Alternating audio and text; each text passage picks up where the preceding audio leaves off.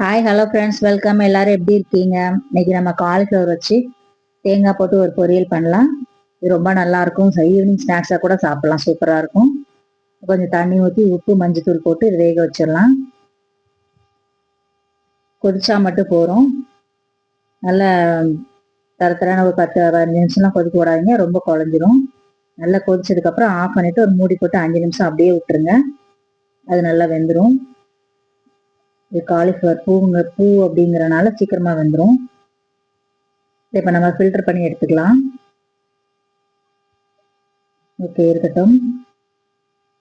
இதை குட்டி குட்டியாக கட் பண்ணி எடுத்துக்கோங்க, பொரியல் பண்ண போகிறனால.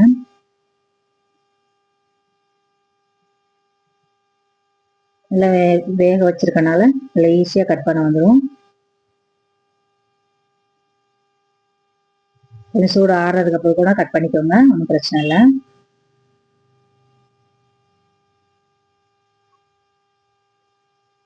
உங்கள் விருப்பத்துக்கு ஏற்ற மாதிரி குட்டி குட்டியாக கட் பண்ணி எடுத்துக்கோங்க.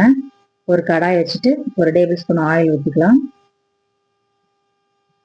இப்போ ஒரு ஆனியன் கட் பண்ணிக்கலாம். எண்ணெய் சுடட்டும். இது நீங்கள் குழம்பு சாதம், சாம்பார், ரசம், காரக்குழம்பு அந்த மாதிரி எந்த குழம்பு ஐட்டங்கள் கூடனாலும் அந்த பொரியல் எடுத்துக்கலாம்.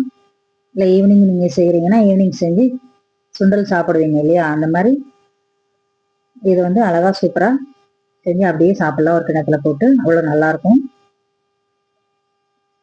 எண்ணெய் வந்து சுட்டுருச்சு.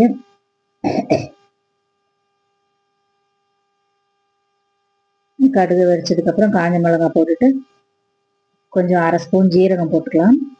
அதோட கட் பண்ணி வச்சிருக்கிற ஆனியன், கொஞ்சம் கருவேப்பிலை சேர்த்து வதக்கி விட்டுக்கலாம்.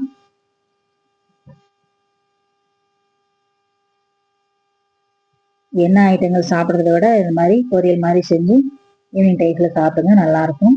இதை லைட்டாக உப்பு போட்டுக்கோங்க ஆனியனுக்கு மட்டும்.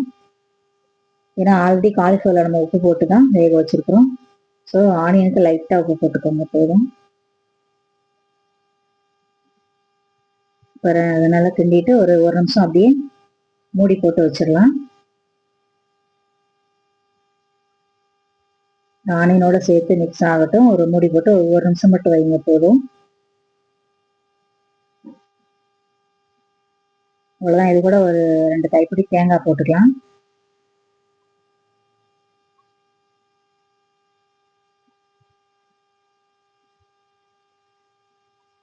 அதில் தேங்காய் போட்டு மிக்ஸ் பண்ணி விடுங்க.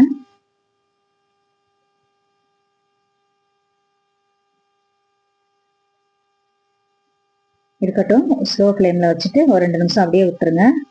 அது நல்லா ஃப்ரை ஆகட்டும். ஸ்லோ ஃப்ளேமில் வச்சுட்டு மூடிவிங்க, அப்போ தான் நல்லாயிருக்கும். இப்போ நல்லா வந்து ரெடி ஆயிடுச்சு. நல்லா சூப்பராக வாசனை வருது பாருங்க. இந்த மாதிரி செஞ்சு சாப்பிடுங்க, சூப்பராக இருக்கும். ஈவினிங் டைமில் சாப்பிடுங்க, இன்னும் சூப்பராக இருக்கும். ஒரு கப்பில் போட்டு அழகாக சுண்டல் சாப்பிடுவீங்களா, அந்த மாதிரி சாப்பிட்ருங்க. எண்ணெய் ஐட்டங்கள் சாப்பிட்றத விட இது சாப்பிட்றது ரொம்ப நல்லது. குழம்பு ஐட்டங்கள் கூட வச்சு சாப்பிடாத கூட சாப்பிடுங்க, பொரியல் சூப்பராக இருக்கும். ஓகே ஃப்ரெண்ட்ஸ், நீங்களும் இந்த மாதிரி செஞ்சு பார்த்துட்டு எப்படி இருக்குன்னு சொல்லுங்கள்.